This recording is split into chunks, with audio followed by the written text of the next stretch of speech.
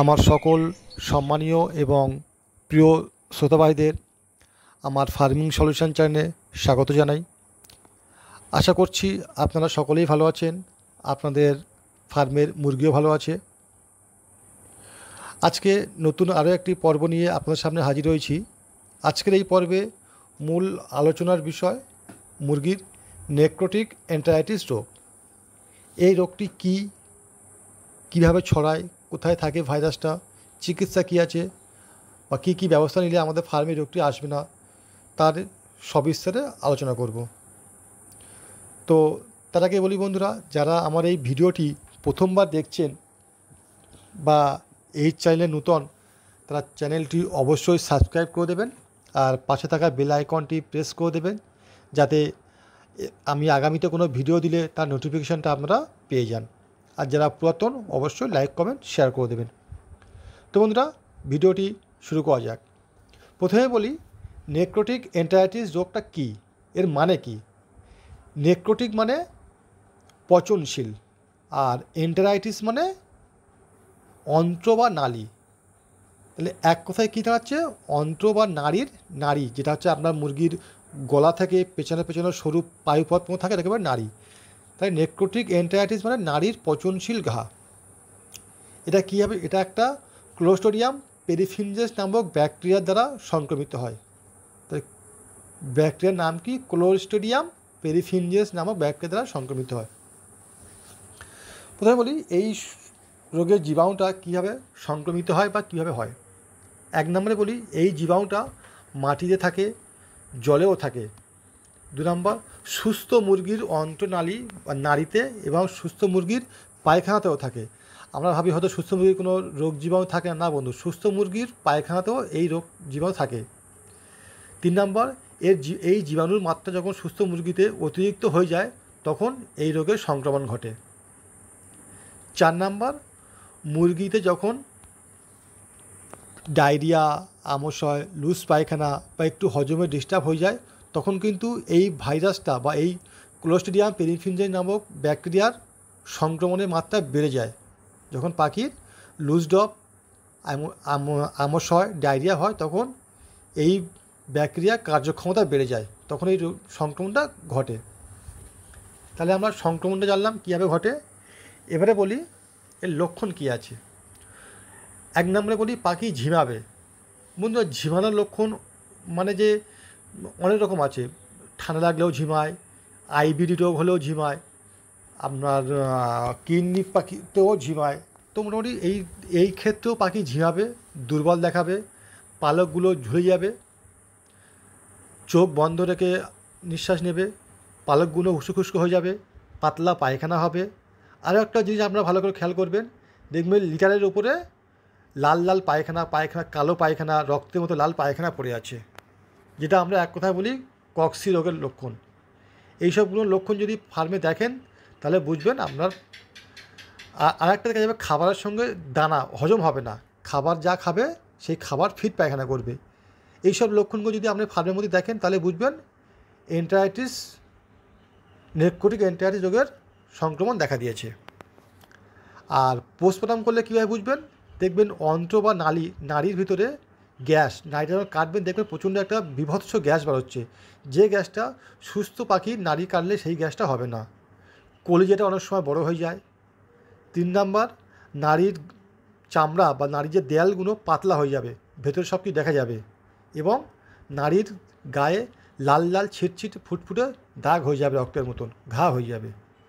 তাহলে পোস্টমর্টম করলে আমরা এইগুলো দেখতে পাবো। আরেকটা জিনিস দেখা যাবে, মুরগির যকৃৎ বা গিজারটা কাটলে ওর ভেতরে সুস্থ মুরগির কাটলে দেখবেন হলুদ পর্দা থাকে, আর এই রোগে আক্রান্ত হলে পর্দার কালার চেঞ্জ হয়ে হালকা কমলা কালার হয়ে যাবে বা সবুজ টাইপের হয়ে যাবে, হলুদ কালার থাকবে না। তাহলে আমরা পোস্টমর্টম করে এই লক্ষণগুলো দেখলে বুঝবো পাখির নেক্রোটিক এন্টারাইটিস রোগের সংক্রমণ ঘটেছে। এবারে বলি এর চিকিৎসা কী আছে। বন্ধুরা, চিকিৎসা তো অনেক আছে।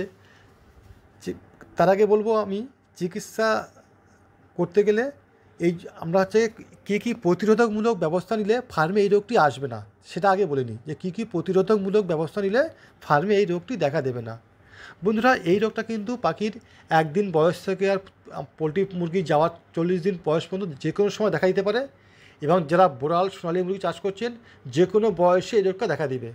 যদি আমরা প্রথম থেকে একটু ভালোভাবে ম্যানেজমেন্ট করি তাহলে কিন্তু এই রোগটা দেখা দেবে না। বিশেষ করে যেসব বাড়ির মুরগি যারা 100-200 সোনালী মুরগি চাষ করেন, ছেড়ে মুরগি চাষ করেন, তারা বাইরে নোংরা ধুলোবালি খেয়ে থাকে, তাদের ক্ষেত্রে এই রোগটা বেশি দেখা দেয়। তো তাদেরকে বলবো, যখন পাখির জল খেয়ে দেবেন, জলটা শোধন করে দেবেন, পরিষ্কার পাত্রে জল দেবেন, পরিষ্কার পাত্রে খাওয়া দেবেন। পাত্রগুলো অন্তত দিনে সকালে একবার বিকেলে একবার ধোয়ার ব্যবস্থা করবেন। পুকুরের জল জলটা ফটকিরি মেরে খাওয়াবেন। আর যারা ফার্মে ব্রয়লার মুরগি চাষ করছেন, পোলট্রি চাষ করছেন, তাদের ক্ষেত্রে বলবো, যখন বাচ্চা আসা মাত্র পেপারের উপরে খাবার দেন, খাবারটা অল্প অল্প দেবেন, বেশি দেবেন না। বেশি দিলে কী হবে, ওই খাবার নষ্ট হবে, ওর উপরে পাখি বসবে, পায়খানা করবে, সেই পায়খানাযুক্ত খাবার খাবে, খেয়ে এই রোগটা সংক্রমণ দেখা দেবে। জলের পাত্রগুলো সকালে একবার বিকেলে একবার পরিষ্কার করবেন। আবার যখন দ্বিতীয়বার খাবার দেবেন, পরিষ্কার পেপারের উপরে খাবার দেবেন। আর খাবার জায়গাগুলো পরিষ্কার করবেন। 3 নম্বর বলি, পাখির লিটার ম্যানেজমেন্ট, যেটা খুব ভাইটাল। পাখির লিটার নষ্ট হয়ে গেলে কিন্তু এই রোগটা সংক্রমণ দেখার 95% চান্স থাকে। কারণ পাখির লিটার বা মেঝেটা কি পাখির বিছানা, ঠিক আমাদের যেমন বিছানা খারাপ হয়ে গেলে আমাদের অবস্থা খারাপ হয়ে যায়, শুতে পারি না, ঠিক মতো করতে পারি না, থাকতে পারি না, পাখির লিটারও তাই। পাখির লিটার খারাপ হয়ে গেলে পাখি কিন্তু ওর উপরে সুস্থভাবে থাকতে পারে না। তারপরে লিটার যখন খারাপ হয়ে যায়, এর মধ্যে একটা অ্যামোনিয়া গ্যাস তৈরি হয়, যে গ্যাসটা পাখি নাকে মুখে দিয়ে চলে গিয়ে পেটের মধ্যে একটা গ্যাস সৃষ্টি করে, হজমের ডিস্টার্ব করে। তখন থেকে কিন্তু পাখির হজম ডিস্টার্ব হয়ে যায়, লুজ পায়খানা, আমসা পায়খানা হয়ে যায়। তাহলে এখন লিটার ম্যানেজমেন্টটা খুব ভালোভাবে রাখতে হবে। আর কী করতে হবে, পাখি যখন বড় হয়, যখন হচ্ছে খাবার দিই, কাঁপা যেখান থেকে খাবার দিই, আমি স্ক্রিনে দেখতে পাচ্ছি এই কাঁপাটা সপ্তাহ অন্তত একদিন পরিষ্কার করব। ময়লা হয়ে যায়, এরপর ধুলোবালি জমে। আবার যখন এর উপর দিয়ে খাবার দেবো, ওই খাবারটা কিন্তু পাখি আবার খাবে, পেটে ফুড ইনফেকশন হবে, ইনফেকশনটা কিন্তু এই রোগটা ছড়িয়ে যাবে, ডায়রিয়া আমসা দেখা দেবে। তো আমরা এই খাবারের কাঁপাটা অন্তত সপ্তাহে একদিন করে পরিষ্কার করব। তাহলে এই মোটামুটি এই 4-5টা দিক যদি আমরা একটু ফার্মে খুব ভালো করে খেয়াল রাখি, তাহলে কিন্তু আমাদের পাখির এই সমস্যা দেখা দেবে না। এবারে বলি চিকিৎসা। যদি এই রোগ দেখা দেয় বা এই লক্ষণগুলো ফার্মে দেখা দেয়, তাহলে আমার চিকিৎসা কী আছে? বন্ধুরা, প্রথমেই বলবো, যখন এরকম লুজ পায়খানা বা ডায়রিয়া দেখা দেবে, সঙ্গে সঙ্গে পাখির একটা হজমের ওষুধ বা লিভার টনিক চালিয়ে দেবেন। বিশেষ করে যখন একটা স্টার্টার ফিড থেকে প্রিয়েসার থেকে বা স্টার চালু হবে বা ফিনিশার যাবে, ওই সময়টাও আপনারা লিভার টনিক দিয়ে দেবেন। তাহলে কিন্তু এই হজমের ডিস্টার্ব দেখা দেবে না। হজমের ডিস্টার্ব দেখা দিলে কিন্তু লুজ পায়খানা আর ডায়রিয়া আমসা দেখা দেবে। তাহলে ওই টাইমটা আমরা লিভার টনিক দেবো। টক্সল আছে, ব্রোটন আছে, যে কোনো লিভার টনিক দিতে পারেন, বা যে কোনো হজমের ওষুধ, ডাইজিকন, এনজাইম, যে কোনো হজমের ওষুধ দিতে পারেন। 1000 পাখিতে 100 গ্রাম হিসাবে, ডোজ হলো 1000 পাখিতে 100 গ্রাম হিসাবে খাবারের সঙ্গে দেবেন। হজমের ওষুধ বা লিভার টনিক জলের সঙ্গে দেবেন না, সবসময় খাবারের সঙ্গে দেবে।